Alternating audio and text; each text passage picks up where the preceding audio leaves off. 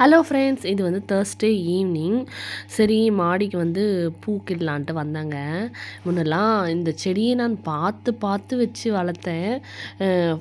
ஒரு ஆடு மேய்ஞ்சிடுச்சுன்னு வச்சுக்கோங்களேன், உட்காந்து அழுத காலம்லாம் இருக்குது இந்த செடிக்கு. இந்த செடி இப்போ இவ்வளோ பெருசாகிட்டு பூ பூக்கிற டைமில் நான் இல்லை இங்கே.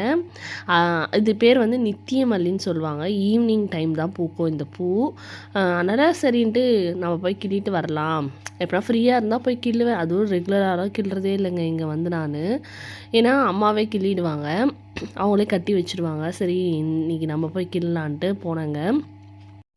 யாருக்கெல்லாம் நித்தி மல்லி பூ பிடிக்கும்னு சொல்லுங்கள். எனக்கு வந்து ஃபஸ்ட்டு பிடிக்கும்னா பூவில் வந்து ஜாதி மல்லி தான் ஃபஸ்ட்டு பிடிக்கும். அது ஒரு மாதிரி பிங்கிஷ் கலரில் இருக்கும் பாருங்களேன், அது வந்து நல்லாயிருக்கும். இதுவும் பிடிக்கும்.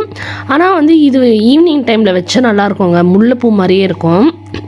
ஆனால் நம்ம இதை கட்டிட்டு ஃப்ரிட்ஜில் வச்சுட்டு மறுநாள் வச்சுட்டு போனோன்னா கொஞ்ச நேரத்துலேயே அப்படியே சுருங்கிடும், ஒரு மாதிரி எல்லோயிஷ் கலரில் ஆகிடும்.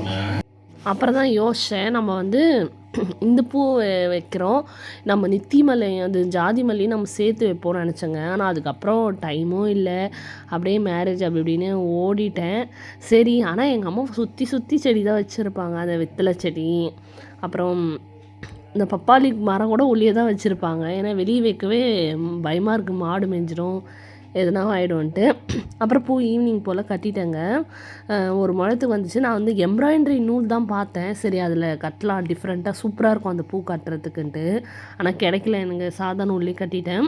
ஈவினிங் போல் வெளியே போகலான்னு ஒரு பிளான் பண்ணோம். தனு வந்து கோயில் போகலான்ட்டு இருந்தான்ட்டு, சரி நம்ம அந்த பெரிய கோயில் போவோம், திருவத்தூரில் இருக்க பெரிய கோயில் போவோம், கும்பாபிஷேகம் நடந்து போவே இல்லைன்னு நான் பார்த்தா ஈவினிங் செம்ம மழை வந்து பிளானே கேன்சல் பண்ணி விட்டுச்சு. அந்த மழையிலே கொஞ்ச நேரம் ஆட்டம் போட்டுட்டு சாப்பிட்டு தூங்கிட்டோங்க.